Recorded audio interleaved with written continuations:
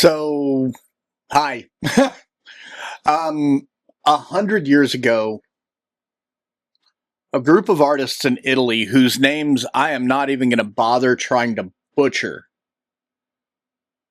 promised the world a new kind of beauty. Oh, and they did. They worshiped technology, they worshiped speed, power, and they said machines would set us free, and that war itself was beautiful. They called themselves futurists, and their art was sleek. It was violent. It was full of motion. They believed that to move forward, humanity had to leave the human behind. They thought emotion and reflection were weaknesses, that the past was this corpse that needed burning. And in doing that, they became some of the loudest cheerleaders and architects for fascism that history had ever seen. They helped build the aesthetic for Mussolini's Italy. Perfect bodies, clean lines, polished metal, and total control. Now let's fast forward about a century or whatnot, and we're hearing the same sermon again. It's like we've forgotten. But this time, oh, it's not the same, it's new. This time it's wrapped in code. It's powered by computers instead of gasoline. These new prophets say AI is the future. Artists are obsolete. The past is dead. Same tune, but it feels really familiar, doesn't it? That same faith in the machine, that same contempt for the slow, flawed human. So I want to get this out of the way real quick. I'm not a political channel. I'm not here to tell you who to vote for. But one way or the other, art's always been political, whether it wanted to be or not. Because what we admire aesthetically says everything about what kind of world we want to live in. And right now, a lot of people seem to be worshiping at the altar of convenience and calling it progress. I make videos about drawing, about progress, about being bad at it long enough to be good at it. I'm not a pundit. I'm an artist who happens to have a microphone. But when I look at this AI art craze, I can't ignore the echo. It's this same dream of this frictionless creation, art without effort. You could call it talent without failure, beauty without burden.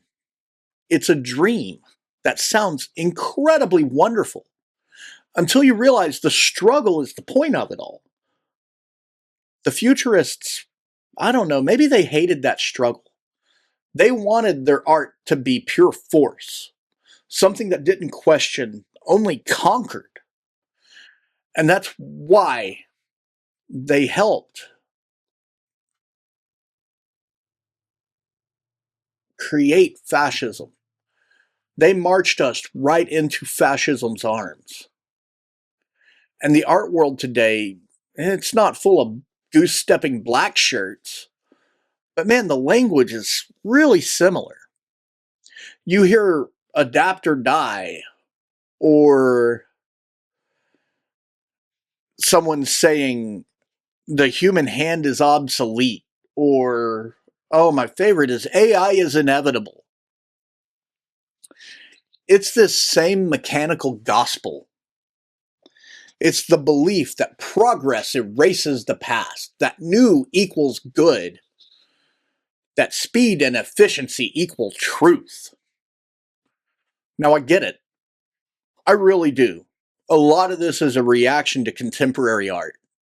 You walk into a gallery and there's this blank canvas, or it's a stack of bricks and a plaque that says something about deconstructing late stage capitalism. And you think, really? That's art?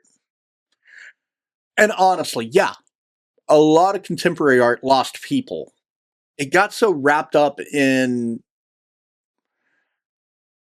self reference and irony and the actual process itself that it forgot how to talk to anyone outside of grad school or really into that movement.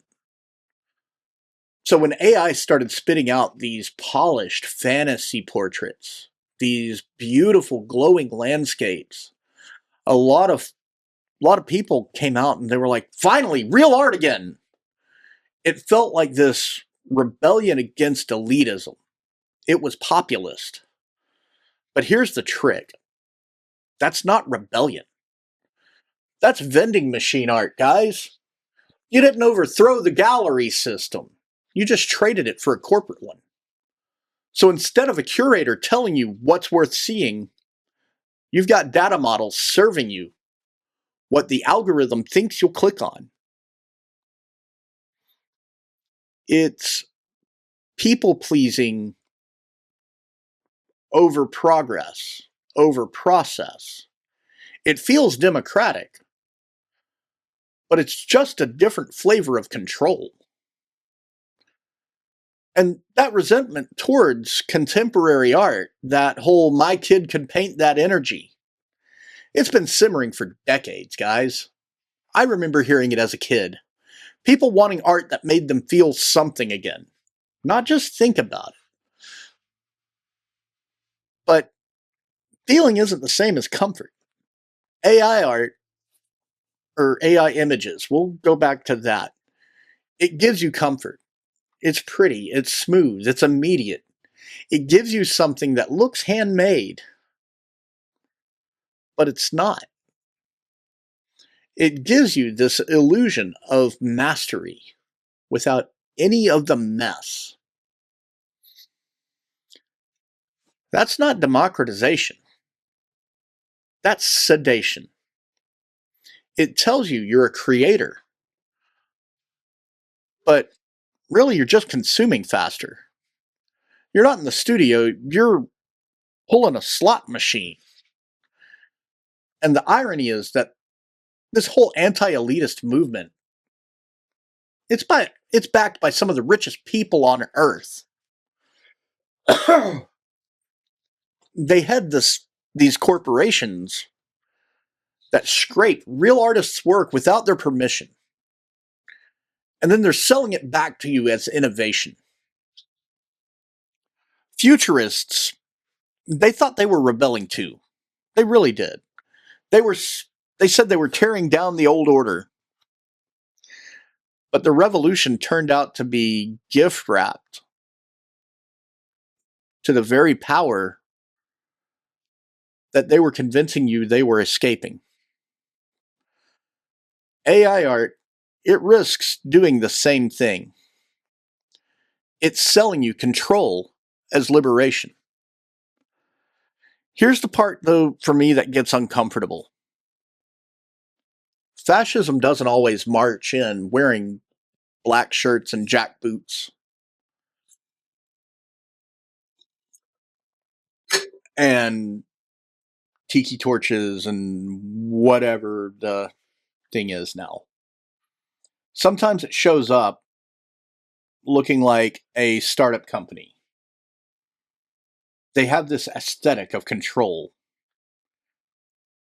In AI, you have the perfect faces, the clean symmetry, this heroic lighting. It's baked into most generative models. They optimize for what looks appealing to the broadest audience. That means they're sanding off all of the weird edges and the messiness of it. And the more it tries to please, the less it risks. And once everything starts looking the same. The same eyes, the same poses, the same visual vocabulary. The culture starts thinking the same way too. That's how that's how they creep in. They don't creep in through censorship completely. They creep in through homogeny, through 1,000 identical frictionless images that feel safe and familiar and endlessly scrollable. That's not creativity, guys. That's conditioning. And when the futurists talked about the hygiene of war, they were really talking about purging weaknesses. Today's machine aesthetic, they talk about purging inefficiency. But the undercurrent is the same. The human element, that's the problem. The slowness, the imperfection, the unoptimized. And that's exactly why, well, that's why art matters. Because it's the one place left where inefficiency is sacred. Every janky line, bad sketch, every failed experiment is a reminder that you're not a product. You're a process. And a process is something machines can't be. So yeah, I'm going to say it again. I'm not a political channel. But every time you pick up that pencil, every time you make art, you're making a political statement, whether you mean to do it or not. You're telling people, I still have agency. I still have patience. I still care enough to make something by hand. And man, that's not left or right, guys. That's just being alive. When you draw something horribly, when you make that bad art, you're keeping a kind of freedom that it can't be downloaded. It's a small act of resistance. It's a fist in the air in a world that wants everything faster, smoother, cheaper, and more efficient. I keep saying efficient because we can't always be efficient. That's exactly why it's worth doing what you do. The futurists, they believed machines would make art divine. And honestly, it just made art disposable. But it doesn't have to stay that way, guys. We can still choose craft over convenience. We can make beauty that's difficult and weird and personal, the kind that can't be mass produced. So if you're feeling like the world doesn't need another artist, that AI's already won, keep this in your head. Art's not about being needed. It's about being human. It's about taking something inside of you and dragging it out, kicking and screaming into the world. Line by shaky line. No model can fake that because that's not in the data. It's in the doing. And guys, doing is the whole goddamn point. Be a rebel and still make art by hand. All right, y'all. So thanks for hanging out again with me today.